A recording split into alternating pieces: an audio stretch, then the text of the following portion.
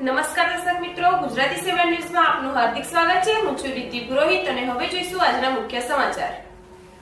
સિનોરમાં ગ્રામ પંચાયતના મહિલા સભ્યના પતિ પર સરપંચના પુત્રએ દંડા વડે હુમલો કર્યાની ઘટના સામે આવી। ગ્રામ પંચાયતના મહિલા સભ્યના પતિ ઘરે રોજા ખોલવા જઈ રહ્યા હતા, દરમિયાન સરપંચ પુત્રએ લાકડી વડે તેના પર તૂટી પડી હુમલો કર્યો હતો, જેમાં તે ઈજાગ્રસ્ત થતા ખાનગી હોસ્પિટલમાં એડમિટ કરવામાં આવ્યા છે। હાલ સમગ્ર મામલે સિનોર પોલીસ મથકમાં ફરિયાદ નોંધવા પામી છે, જે બાદ પોલીસે કાયદેસરની કાર્યવાહી હાથ ધરી છે। સિનોર પોલીસ મથકમાં નોંધાયેલી ફરિયાદમાં સરફરાઝ ખાન નિયાત ખાન નુકુમ જણાવે છે કે તેમના પતિ અસ્મામા નુકુમ છેલ્લા 2.5 વર્ષથી સાદલી ગ્રામ પંચાયતમાં સભ્ય તરીકે સેવા આપે છે અને તેઓ નવી જૂની ગાડીના લે વેચાણના ધંધા સાથે ગેરેજ ચલાવે છે। સાંજે 6:45 વાગે તેઓની દુકાન બંધ કરીને બાઇક પર ઘરે રોજા ખોલવા માટે જાય છે। જયમીન સરફરાઝ ખાનને હાથમાં ઝાપટ મારી દે છે। દરમિયાન સાદલી ગ્રામ પંચાયતના ચોરા પાસે બાઇક પહોંચતા જ ગ્રામના સરપંચ મનીષાબેન જયેશભાઈ પટેલનો પુત્ર જયમીન પટેલ પંચાયતના ઓટલા પર બેઠેલો હોય છે।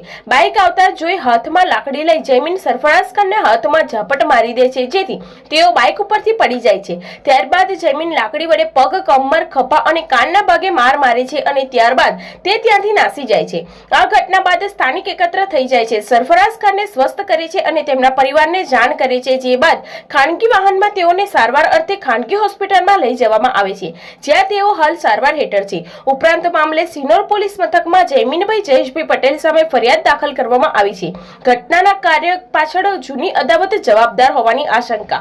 સમગ્ર ઘટનાને લઈ સ્થાનિક સૂત્રો જણાવે છે કે બંને વચ્ચે અગાઉ જૂની અદાવતને લઈને વાતાવરણ તંગ હતું, જેનું ઉપરાણું લઈને આ ઘટના ઘટી હોય એવો અંદાજ છે।